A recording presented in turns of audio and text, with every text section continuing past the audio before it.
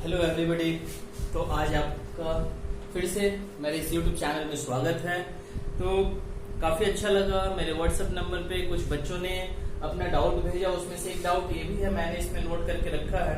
ठीक है, तो काफी अच्छा लगता है यदि आपके डाउट जो हमारे व्हाट्सएप नंबर पे आते हैं, तो हमें भी मोटिवेशन मिलता है कि आप हमारे वीडियो को देख रहे हैं, समझ रहे हैं और जो आपको डाउट हो मुझसे पूछ रहे हैं। तो कुछ बच्चों ने मुझे अपने पर्सनल नंबर से डाउट भेजा है, ठीक है, जिसमें से मैंने 5 डाउट को आज मैंने सिलेक्ट किया है।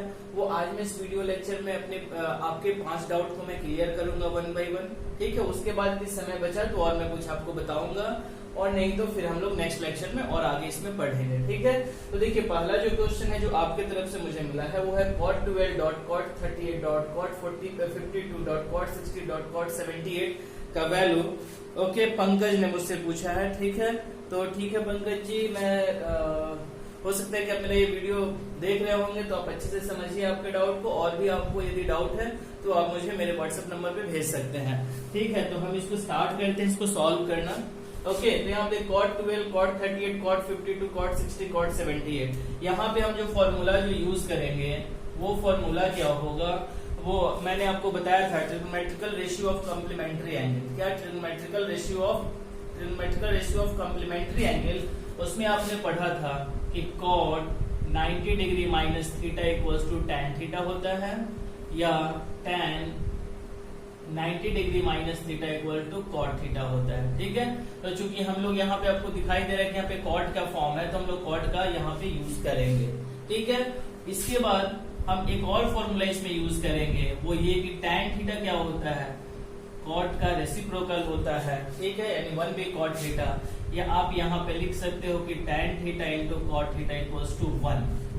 ये हम लोग दोनों फॉर्मूला को इस क्वेश्चन में यूज करेंगे तो सॉल्व हो जाएगा। आप थोड़ा समझिए, थोड़ा क्वेश्चन को ध्यान से देखिए, आपको कुछ यहाँ पे दिखाई देगा 12 और 78, 12 और 78 क्या मिलकर हो जाएगा 90 हो जाएगा, और आप देखिए 38 और 52 ये भी 90 हो जाएगा, और एक क्या क्या 60, तो cot 60 का वैल्यू हमें मालूम है।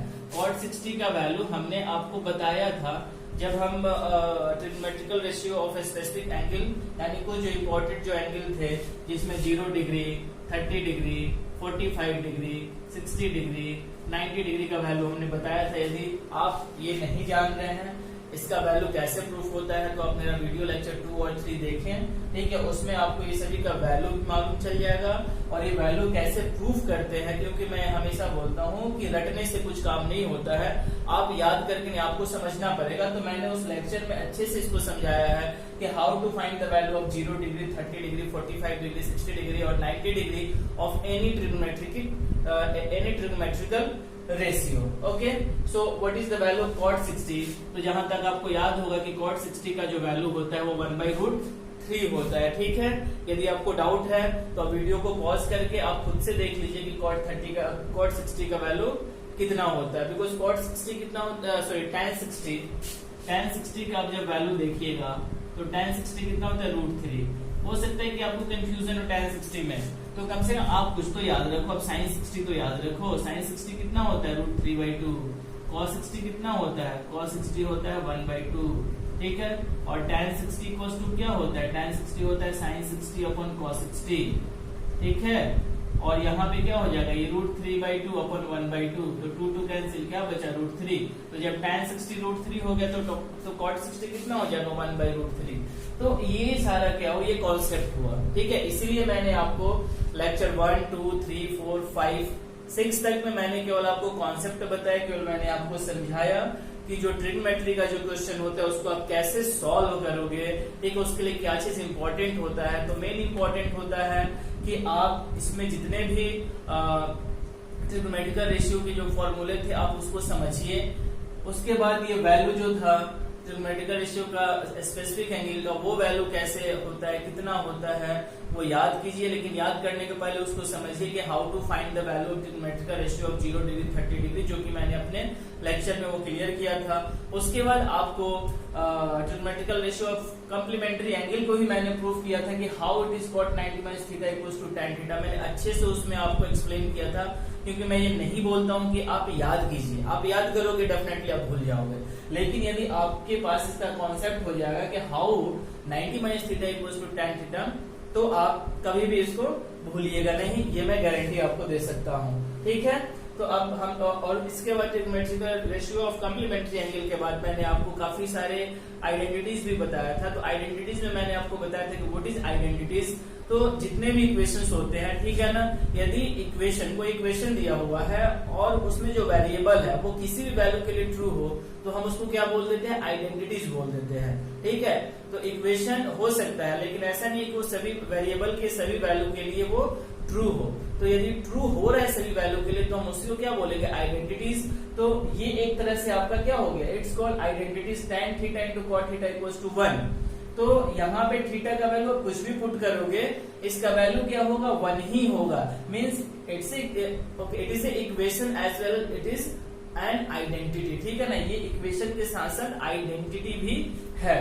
तो आप यहाँ पे देख सकते हो कि एक क्वेश्चन में लगभग पूरा जो कॉन्सेप्ट है आपके पास होना चाहिए। यदि आपके पास पूरा कॉन्सेप्ट है तो आप क्वेश्चन को आसानी से सॉल्व कर सकते हो, उसमें आपको मेरी हेल्प लेने की भी जरूरत नहीं पड़ेगी। चलिए, लेकिन ये पंकज जी का डाउट है तो इसको मैं जरूर यहाँ पे क्लियर करूंगा और हो सकता है कि पंकज मेरा वीडियो देख रहे होंगे तो उन्हें अच्छे से ये सब समझ में भी आ जाएगा। तो चलिए मैं स्टार्ट करता हूँ क्वेश्चन को। ओके, तो यहाँ पे जो वैल्यू दिया हुआ है पहले मैं इसको लिख लेता हूँ, cot 12, cot 38, cot 52, cot 60 और cot 78। ठीक है, अब यहाँ पे देखिए इसमें सभी को नहीं चेंज करना है। ठीक है ना, जो जो मैंने बोला था ना आपको 12 और 78 वाले को आप एक साथ में रख लो जिनके एंगल एट 90 हो रहा है। 38 52 तो एक साथ है नहीं, इसको रहने दो। 38 और cot 52 और ये cot 60 का तो कोई टेंशन ही नहीं है क्योंकि हमें वैल्यू मालूम है। cot 60 का वैल्यू कितना होता है, 1/√3। अब यहाँ पे आप देखो, आप cot 12 को आप लिख सकते हो cot 90 माइनस 78।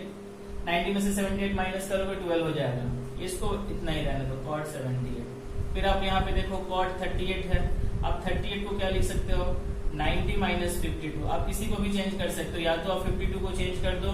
ठीक है, इनटू ये हो जाएगा cot 52 और ये हो जाएगा cot 60। अब यहाँ पे देखो cot 90 माइनस थीटा, ये वाला कॉन्सेप्ट, cot 90 माइनस थीटा क्या होता है, tan थीटा। तो यहाँ पे थीटा की जगह क्या है, 78। तो ये क्या हो जाएगा, tan 78 इंटू cot 78। ये 90 माइनस 52 क्या हो जाएगा, tan 52। यहाँ पे क्या हो गया, cot 52 और ये क्या बची है, cot 60। आप इसको पेयर बना लो। क्यों मैं पेयर बना रहा हूँ, tan theta into cot theta. अब यहाँ पे आ जाओ तो देखिए एक क्वेश्चन में कितने सारे कॉन्सेप्ट यूज हो रहे हैं, तो इसलिए आपको कॉन्सेप्ट पहले समझना है। यदि आपको कॉन्सेप्ट समझ में आ रहा है तो फिर क्वेश्चन आपको समझने में कोई दिक्कत नहीं होगा। तो tan theta into cot theta equals to 1, फिर tan theta into cot theta 1 और cot 60 का वैल्यू मैंने यहाँ पे लिखा हुआ है क्या है, 1/√3। तो इसका आंसर कितना होगा, 1/√3। कितना सिंपल क्वेश्चन है, लेकिन सिंपल तब होगा यदि आप कॉन्सेप्ट समझोगे जो कि मैंने आपको समझाया था अपने वीडियो लेक्चर में। तो आप वीडियो लेक्चर मेरा देखिए पूरा 1 to टिल जहां तक बन रहा है। ये हमारा लेक्चर 8 है। ठीक है, ये हमारा लेक्चर 8 है। तो आप स्टार्टिंग का जरूर वीडियो लेक्चर देखिए, फिर ये क्वेश्चन आपको सॉल्व करने में काफी सिंपल होगा। और मैं गारंटी दे रहा हूँ कि यदि आप मेरा सारा वीडियो देख लीजिएगा तो ट्रिगो से सिंपल आपको मैथ्स में कोई भी सेक्शन नहीं लगेगा। और ऐसे भी ट्रिग्नोमेट्री जो होता है काफी सिंपल इसको मानते हैं मैथमेटिक्स में। बस कुछ फॉर्मूलाज आपको याद रखने होते हैं। ठीक है, कुछ फॉर्मूलाज आपको समझना होते हैं। यदि वो सब आपको याद हो फिर आपको दिमाग लगाना होता है। ठीक है, दिमाग ऐसे लगाइए, क्वेश्चन को सॉल्व कीजिए। चलिए इसको नोट कीजिए, फिर हम नेक्स्ट क्वेश्चन जो है वो भी आपके ही तरफ से मुझे मिला है व्हाट्सएप पे, उसको भी हम आगे सॉल्व करेंगे।